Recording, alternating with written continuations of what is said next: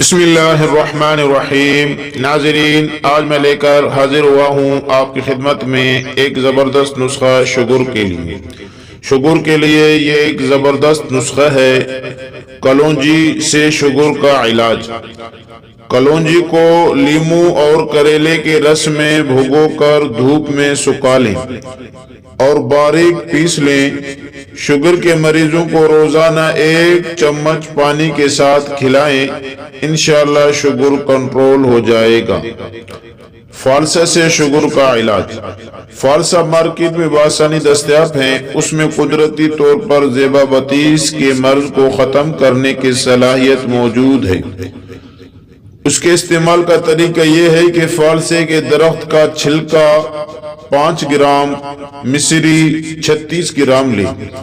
چھلکے کو مٹی کے برتن میں رات بھر کے لیے بھگو دیں۔